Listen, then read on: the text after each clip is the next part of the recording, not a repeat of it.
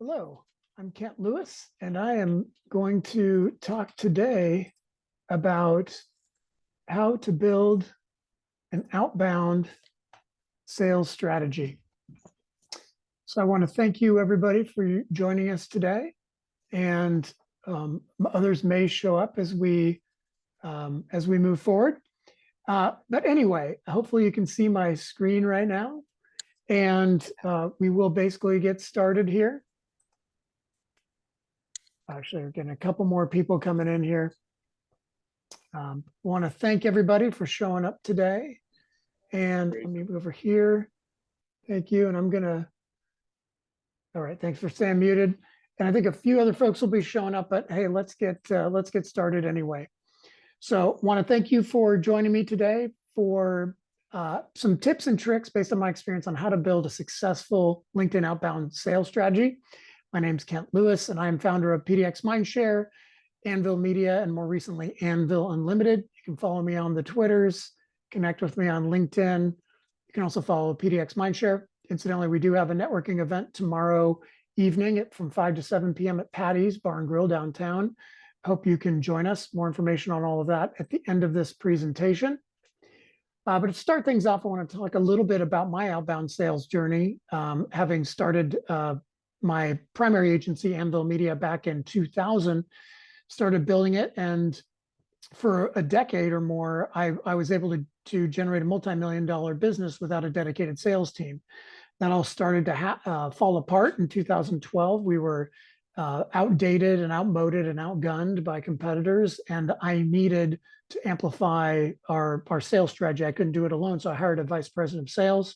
Actually, I hired one or two other people before that, who are one's even on this call. It was a rock star. But the bottom line is I needed help. So I hired a VP of sales who was with me for 10 years. And the two of us combined still struggled to grow the business. Basically, in 2014, I lost my 5 largest clients within a 2-month period, which was 45% of my revenue. So when you're an entrepreneur and you run the business, you do what you need to do. So I worked for 9 months without a paycheck in 2014.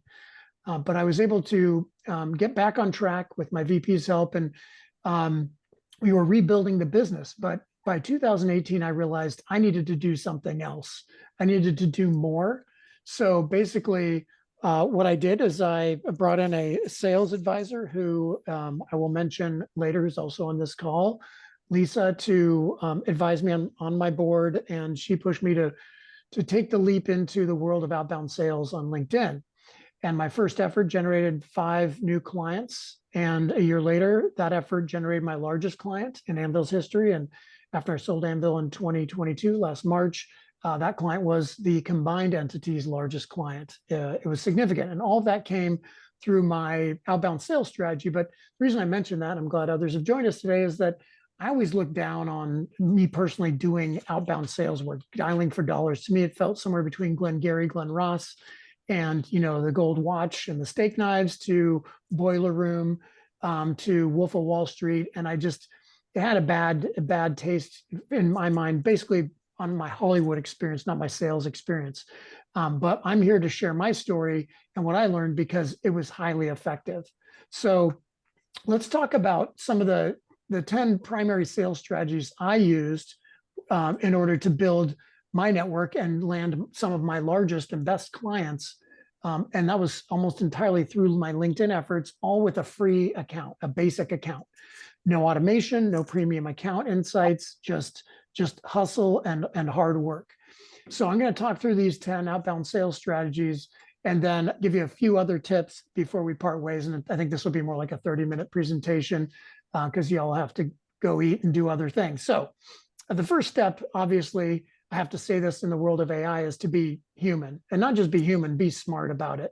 So for instance, Peter Sage here, we know each other well. He calls me by my first name. He literally calls me first name. And so his automation didn't work, and he's lost me right at that point. And then Joe Beeson, nope, he's not on this call, just started harassing me. He sends me one big email about his long ass pitch, and then he sent me 2 harassment emails within a couple of days. I'm like, there's no way I'm going to work with this guy. I can't recall one time where I've worked with somebody that reached out with me through InMail in LinkedIn, but these two messed up. So dumb humans or dumb automations, either way, doesn't matter.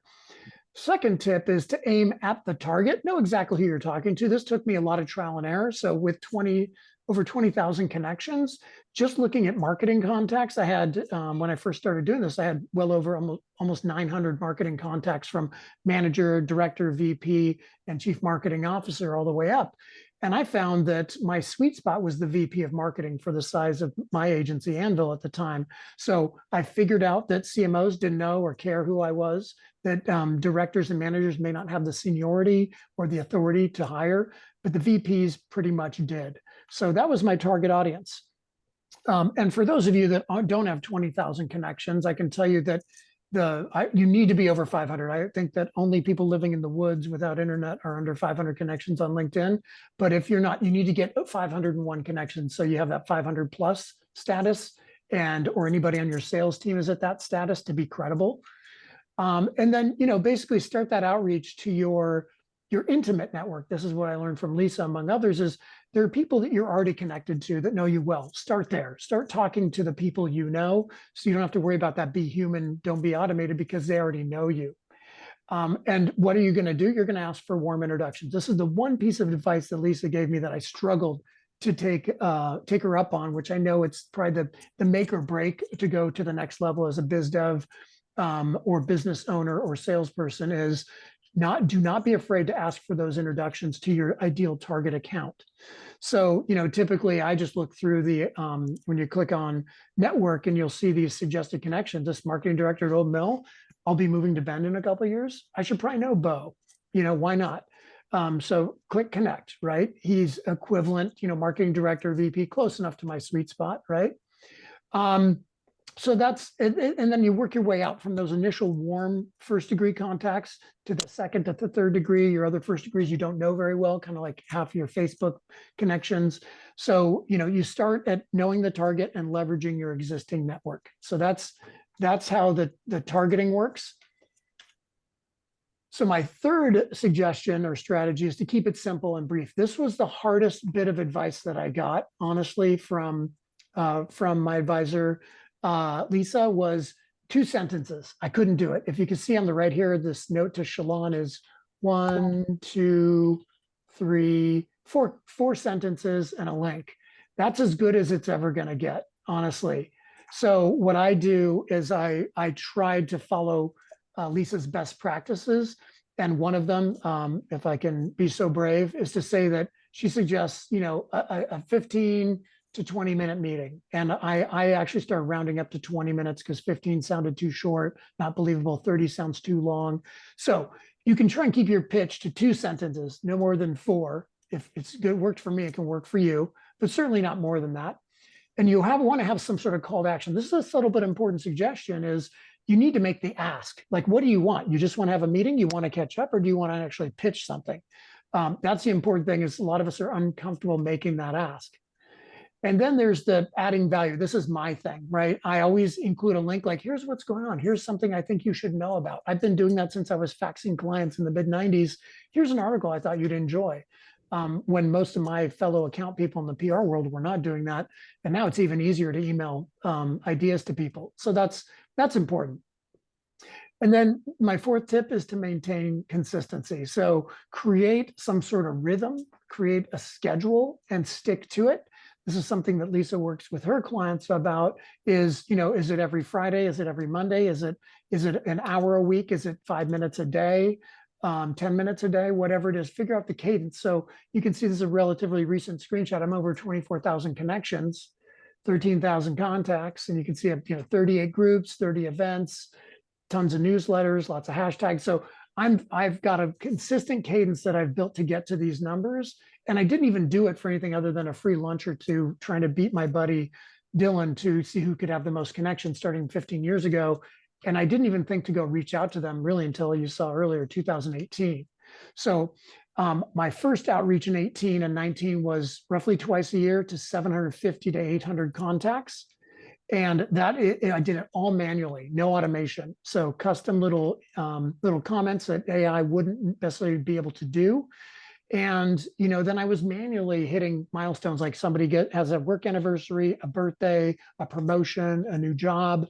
I'll say congrats. If there's somebody I know and or want to know better, but AI can do all of this automatically and give that heartfelt feeling with actually no effort. And we'll talk more about what AI can do later. And then, of course, you can upgrade to the various premium levels of LinkedIn. In addition to that automation, LinkedIn can allow you to do a few of those things yourself without plugins. My fifth tip is to be fearless. So this is something I have pdxMindShare tomorrow night. I mentioned at Patty's Bar and Grill, which I've done for many, many years. We took a few years off and we're back. But the one thing I looked at when I met people for the first time networking was, were they confident or were they cocky? Confident, awesome. Cocky, no bueno. So the idea is that you have to walk that line of being confident. You walk up to somebody, you shake their hand firmly, you look them in the eye, you hold that you hold the stare for a bit, not uncomfortably creepy. But that's confidence. Cocky is to walk in the room like you own the place when you don't, and act like a jerk. And I've had many of those. And again, this is more of the in-person experience, but this can all be communicated through words as well, through LinkedIn. I prefer curious over annoying. So curious is asking really smart, pointed questions. Annoying is asking a bunch of dumb questions. So be smart about what you ask when you ask it. And then this is the hardest one when looking for a job. I myself am looking for a job after I've exited Anvil, and there's persistence and there's desperation. And that's what burned me out most with PDxMindShare, was trying to help people, but the same people might come back every month and say, I still need a job, and me wondering, I don't know how to help you. I've introduced you, I've given you tips, sent you to resources, and I felt I couldn't do much more. So there's being fearless, but you also want to be confident, curious, and persistent without being cocky, annoying, or desperate. And that can, again, come off in phone conversations in person, but it can still come off in your nonverbal cues and your emails and in-mails. My sixth tip is to start small. So in this case, what I'm talking about is, do you start with a weekly cadence, or do you go with a fewer daily outreach? So you set a goal: 5 new contacts, or connect with 5 of your old friends or professional coworkers or those kind of folks. Do you do it once a week, or do you do it daily? I think it's different for everybody. I tend to do Mondays is my time to do a lot more outreach, but I never stop. I'm still daily, but whatever works for you. I tend to time block. So put time, a half hour in your calendar in the morning or in the afternoon, whichever works best for you, to actually send those personal notes through LinkedIn or through email until it becomes a habit.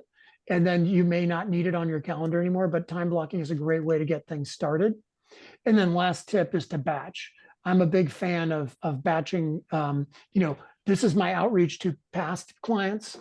This is an outreach to past coworkers. And then on Wednesday, I might reach out to potential clients or potential speaking opportunities or whatever it is. But, you batch your activities and habit stack, like Atomic Habits, which I highly recommend reading.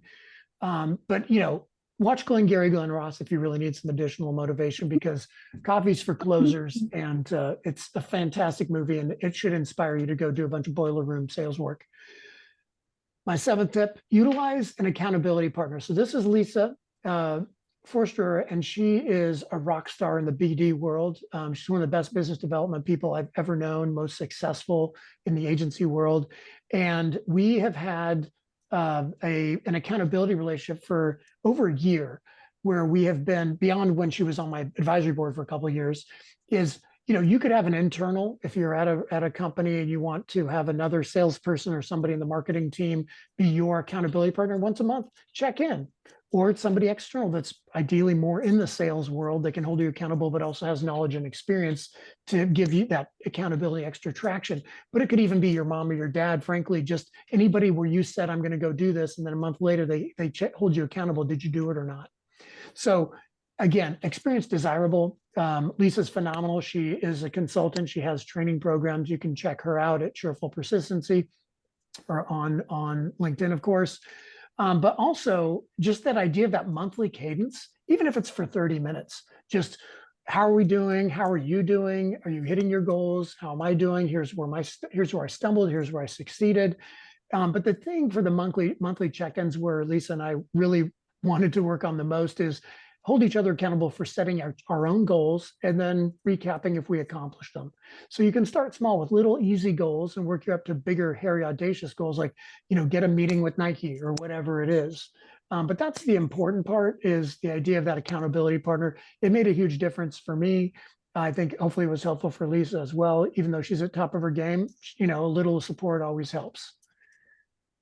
Brings me to my 8th tip, which is to leverage your network. This is obvious. The 6 degrees, right, of Kevin Bacon is, it's regularly reconnecting with a handful of your first degree connections that you know best. And every week you should cycle through and try and schedule, for the next week or two, 1 or 2 reconnections a week. Maybe if you're in the biz dev sales space, you want to do 4 or 5 or 10 a week. But it's reconnecting with those first degree connections.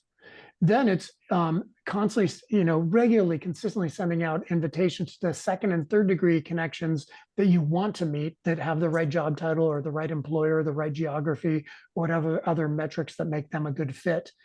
And you want to cycle between those 2 regularly. And then last but not least, you want to ask for the warm introductions from your first degrees to your 2nd and 3rd degrees to build that list and sculpt and curate your follower base, your connection base, so that I may have 24,000 connections, but I have probably really 200 that matter, right? And they're all on this call today, of course, or this conference, this webinar. But I will say that, there are the core people you go to, but you should always be expanding that network. My 9th tip is to acknowledge that it is a numbers game. So quantity is really the game here over quality, which is hard for me to say because I've always been a quality first guy over quantity. I built a decent sized agency with the smallest possible headcount. I try to do with the fewest number of clients possible to hit my goals of, making a living basically. But when it comes to sales, it's a pipeline, it's a funnel, and it's all about that top of the funnel. The top of the funnel begets what happens at the bottom of the funnel. So, I know to get 5 deals, I had to reach out to 750 contacts in LinkedIn that first year. The second year, it got a little bit better. Some of the lower fruit had already fallen, but the other people needed 2 to 3 touches. They say in the business to business world, you need almost a dozen touches before you pull the trigger. And frankly, you should also know, based on research, that by the time somebody reaches out for you for help in the business to business world, they're 70% of the way with their decision path. They're almost there. So it is a numbers game. It's a timing game. And, expect a 1 to 2% conversion rate. That's, for me, that was a deal conversion rate. The to response and qualified lead was, twice that, 2 to 4%. But, again, it's like a direct mail odds game. You'd think it'd be better, but again, that's also because I have a huge number of contacts and went volume versus nurturing fewer leads for the quality size. But there's an old adage in this group called Entrepreneur Organization. Their mantra is like grow or die, and I think that's a little bit violent when it comes to running a business. But when it comes to growing a business through sales, it is grow or die. Because if you are not growing through natural attrition of your clients or your customers, you will eventually be out of business. So sales is so important, and managing to that sales funnel. Which brings us to our 10th and final strategy that I found success in is my outbound work was softened tremendously by my inbound work, right? So all the work I did with, gated content on our website, white papers, ebooks, all that sort of content was helpful, case studies, testimonials. And then the work we did in the digital channels. We're an SEO firm. We were, digital ads. We were also doing organic social, and we had an email strategy as well. So, but those digital channels are where people are living. And when they see you on LinkedIn the first time, but if they see you also offline, when they're in Google or out on a publication, they see an article you've written or they've seen a presentation you've done, then there's also the traditional channels to layer on that: print ads, PR, physical events. And then, of course, to me, it's all about getting to that email nurturing and, pulling people off of LinkedIn into an email nurturing campaign. Our monthly email newsletter at Anvil was the single most effective nurturing marketing we ever did at Anvil. It was just a monthly newsletter, very simple. So those fundamentals really help amplify the impact of your outbound outreach efforts in sales. I do want to give you, I'll give you a quick summary here for a reminder. You've got these elements of humanity, targeting, fearlessness, consistency, accountability partner. It is a quantity game. Doesn't mean you ignore quality, but it is a quantity game at the end of the day if you want to build a larger organization. And it doesn't work as well without the fundamentals.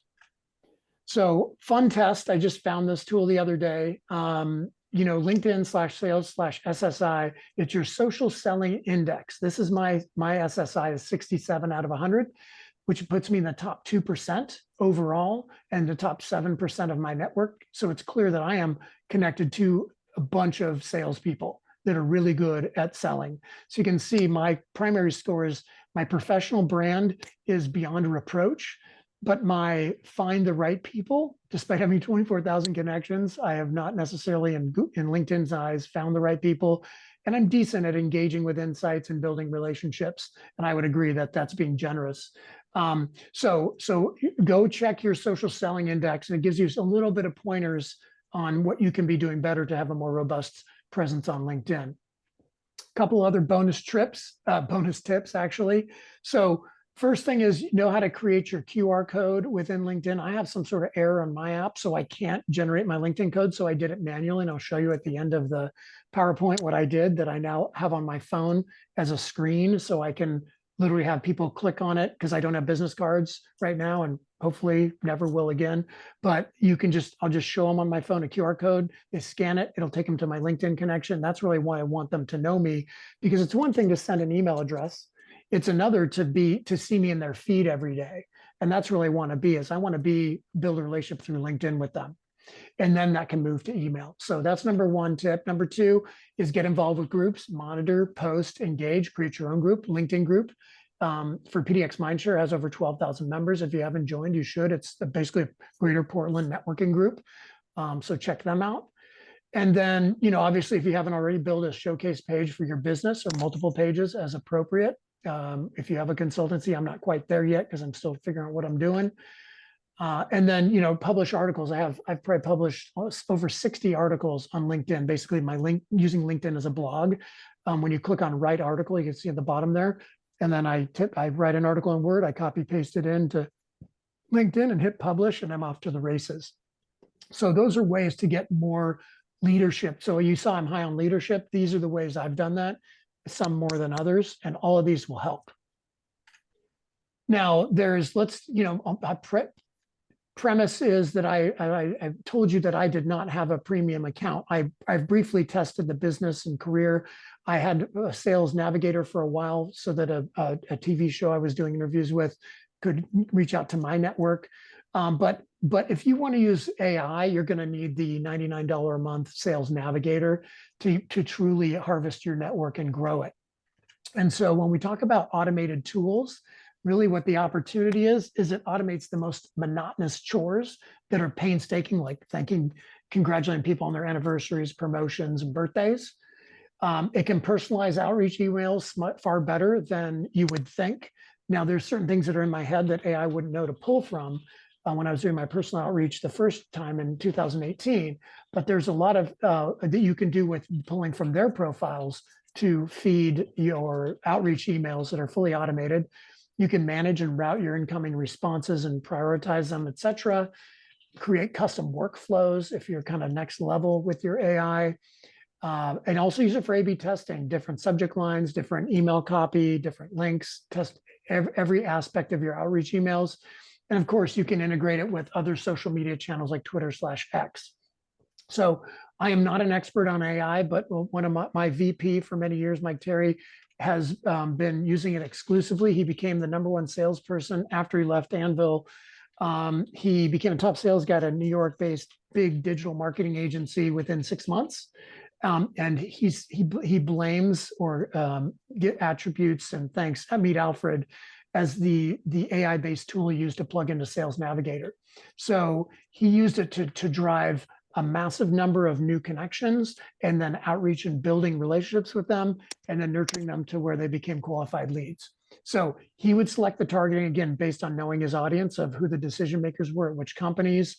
And I don't know how many of the 50 campaigns of capacity he utilized, but people could fall into multiple campaigns. You probably were never going to need 50. I know he used quite a few, but you have at least 50 to work from. He was seeing on average a 25% acceptance rate. So all of the outreach he did, he was getting roughly a quarter of those were saying yes, 1 out of 4.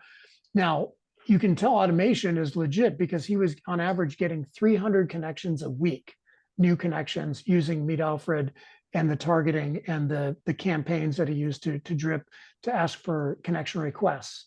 And of course, it integrated seamlessly with his email and also with Twitter, X, and it can integrate with other social platforms beyond LinkedIn. So it's pretty robust. So how does it work? It's fairly simple to set up. It views your LinkedIn profile.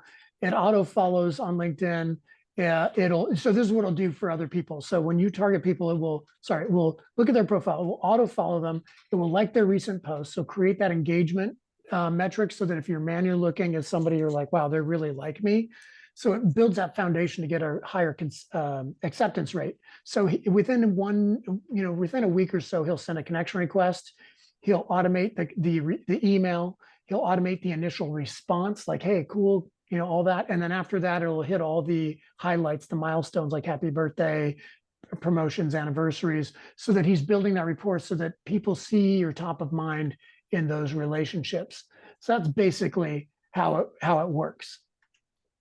So, I basically, this was a short strategic hit 30-minute session, but these are links to articles on the topic. And I'll show you at the end of this an email so you can send me a link to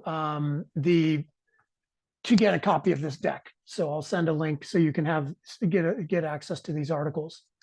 And then I do plan to hopefully get this up on LinkedIn as well. I'm sorry, on YouTube as a recording for the future. And if you're interested in getting like straight up LinkedIn automation coaching, then Mike Terry over at Core Digital is willing to help you. If you're looking for more on the strategic coaching and training on sales and biz dev, I highly recommend talking to Lisa Forster at Cheerful Persistency.